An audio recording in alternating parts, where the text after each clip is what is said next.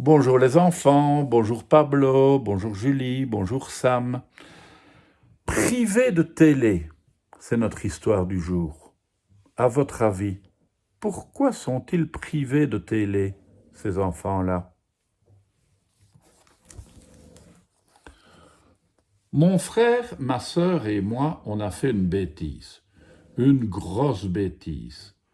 En jouant à la bagarre, on a cassé le vase préféré de maman, celui que papa lui a offert pour son anniversaire. C'est vrai qu'il était vraiment beau, tout bleu comme le fond de la mer, et très grand, avec des formes rondes et douces. Maman adorait y mélanger des fleurs oranges et jaunes pour faire comme le soleil quand il se couche et quand il se lève. Maman était très très triste.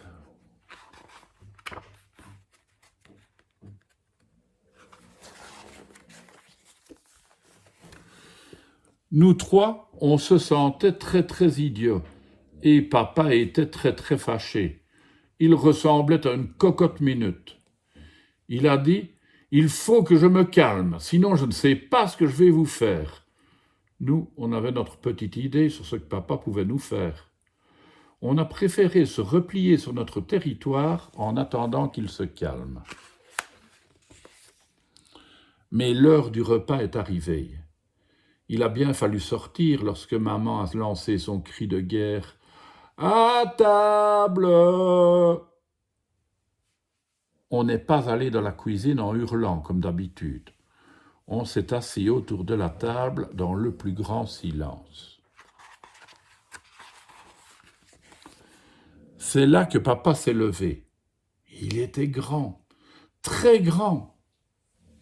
Il a dit « Les enfants », sa voix était grave, « vous avez fait une très grosse bêtise.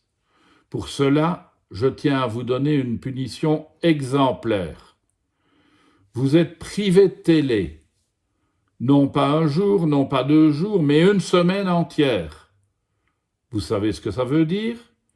Vous dormirez 7 fois avant de regarder à nouveau la télévision. Et pas de DVD, rien.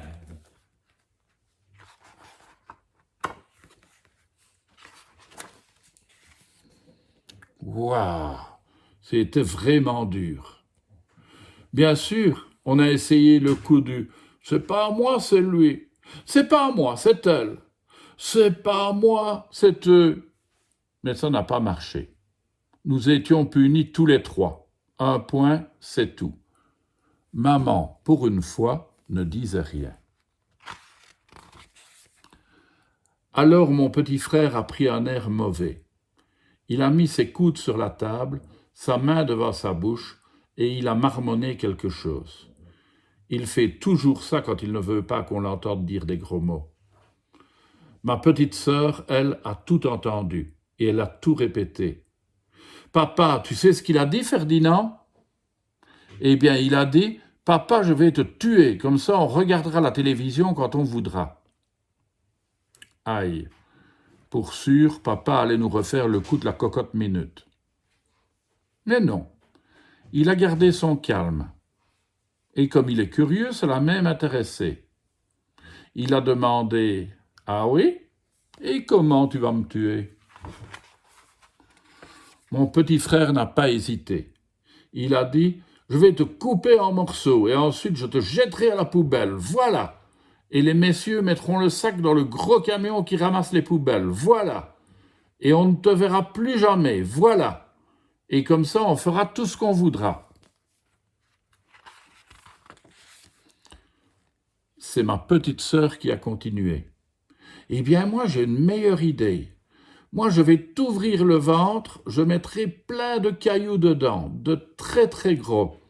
Après, je recoudrai avec une grosse aiguille énorme et je te jetterai à l'eau, comme tu couleras tout au fond, et ce sera bien fait. » Je crois que mon idée à moi, elle était encore meilleure. Moi, je t'enfermerai dans une cage, je te ferai manger plein de bonnes choses. Quand tu seras bien gras, j'appellerai la sorcière aux yeux verts et elle te fera cuire avec des crapauds et des serpents à sonnette.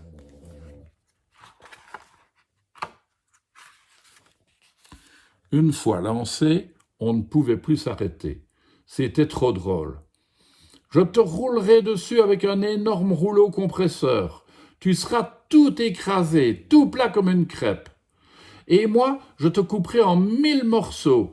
Même, je te couperai les fesses en rondelles. Je te mettrai dans une fusée et je te ferai tourner autour de la Lune pour toute la vie.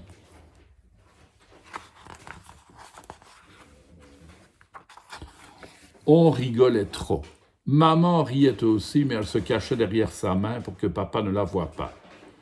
Parce que papa, il n'avait pas l'air dans son assiette. Pour le taquiner, maman lui a demandé « Quelque chose ne va pas, mon chéri ?» C'est vrai qu'il avait l'air tout chiffonné.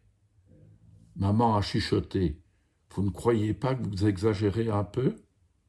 Mon petit frère a dit « Pourquoi? Il est fâché, papa ?» Ma petite sœur s'est inquiétée. « Il ne va pas manger son dessert ?» Moi, je me suis dit que c'était le coup de la fusée autour de la Lune qui lui avait donné mal au cœur.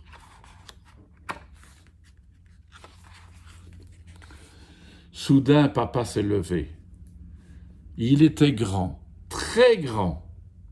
Il a dit « Les enfants, finalement, ce qui me fait plaisir dans toute cette histoire, c'est que vous n'avez même pas pensé au pire. » Ah bon?